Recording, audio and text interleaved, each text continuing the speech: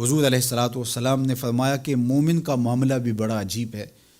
کہ اسے اگر تکلیف ہوتی ہے تو اس پر وہ صبر کرتا ہے، یا اسے خوشی ملتی ہے تو اس پر وہ شکر کرتا ہے، تو دونوں صورتوں میں اللہ اس کو اجر عطا کرتا ہے۔ اور یہ صرف شان مومن کی ہی ہے کہ وہ مصیبت پر صبر کرے، بلکہ فرمایا کہ مومن کے پاؤں میں کانٹا بھی چبھتا ہے تو اس کا بھی اس کو اجر دیا جاتا ہے، اس کے درجے بلند ہوتے ہیں، اس کے گناہ معاف کر دیے جاتے ہیں، اس کی خطاؤں سے درگزر کر لیا جاتا ہے۔ لیکن یہ مشروط ہے اس تکلیف کو صبر کے ساتھ برداشت کرنے سے۔ اگر وہ واویلا کرتا ہے، ناشکری کے کلمات کہتا ہے، تو تکلیف تو ختم نہیں ہوتی لیکن اجر زائل کر دیا جاتا ہے۔ تو اس لیے ہمیں ہر صورت کے اندر صبر کے دامن کو مضبوطی سے تھامنے کی تلقین کی گئی ہے، اور اہل ایمان کو یہ بھی سبق دیا گیا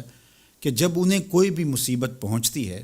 تو وہ کہتے ہیں انا للہ و انا الیہ راجعون، کہ ہم اسی کے ہیں اور اسی کے حضور پلٹ کے جانا ہے۔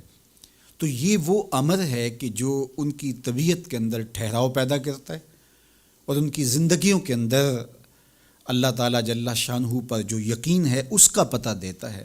اگر مصیبت کو اللہ کی طرف سے سمجھ کے مان کے صبر کیا جائے، اس کو مقدور سمجھا جائے، اس پر واویلا نہ کیا جائے، اللہ کی نافرمانی کا کوئی کلمہ نہ بولا جائے، اپنے عقیدے میں تزلزل نہ آنے دیا جائے، اپنے رویوں کی خوبصورتی کو زائل نہ ہونے دیا جائے، تو اس کا مطلب ہے کہ وہ شخص مومن ہے، اس کا یقین ہے کہ یہ اللہ کی طرف سے ہے۔ تو پھر اس کے یقین کے صلے کے اندر اللہ اس کو پھر ہدایت قلب کا چراغاں نصیب کرتا ہے۔ اور فرمایا واللہ بکل شیء علیم، اور اللہ ہر شے کو جاننے والا ہے، اسے پتہ ہے کہ کسی پر مصیبت نازل کیوں کرنی ہے، اور اس مصیبت سے اس کا امتحان لینا مقصود ہے، اس کے درجوں کو بلند کرنا مقصود ہے، اس کے گناہوں کو معاف کرنا مقصود ہے،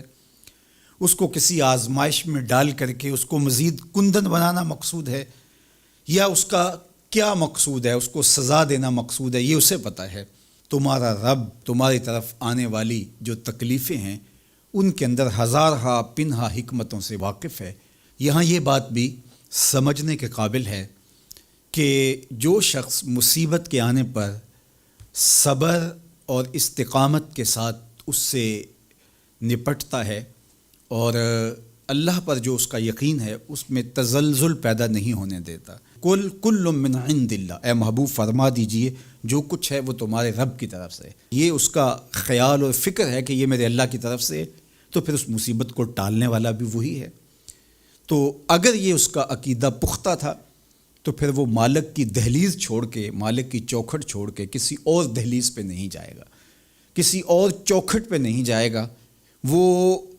اس مصیبت کو دور کرنے والا مؤثر حقیقی اللہ کو ہی جانتا ہوگا اور اسی کے حضور دعائیں کرے گا، التجائیں کرے گا، کسی شرک کا ارتکاب نہیں کر سکتا ہے،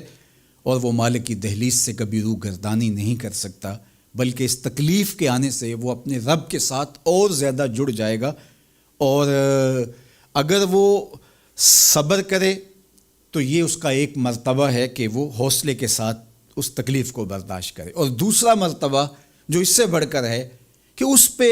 اللہ کی رضا کے سانچے میں اپنے آپ کو ڈھال لے کہ جے سونا میرے دکھ وچ راضی، میں سکھ نو چلے ڈاواں۔ اگر وہ اس بات پہ راضی ہے تو کوئی بات نہیں ہے، میں اس پہ راضی ہوں کہ میرے رب کی یہ رضا ہے۔ تو یہ دونوں چیزوں کا مل جانا، یا دونوں میں سے کسی ایک کا مل جانا، یہ اللہ کی طرف سے اس کو دیا گیا انعام ہے جو اس مشکل حالات میں اس کو حاصل ہوتا ہے۔ اب وہ کس کیفیت میں ہے اللہ تعالیٰ اس کو خوب جانتا ہے کہ وہ اس پہ صبر کر رہا ہے یا اس کا اندر ڈول رہا ہے، اس کا عقیدہ کمزور تھا اور وہ کمزوری کے باعث جو ہے وہ تزلزل کا، تذبذب کا شکار ہو گئے، تو یہ تمہارا رب خوب جانتا ہے۔ تو تمہارے سینے کے اندر چھپی ہوئی کیفیت تمہارے رب کے علم میں ہے۔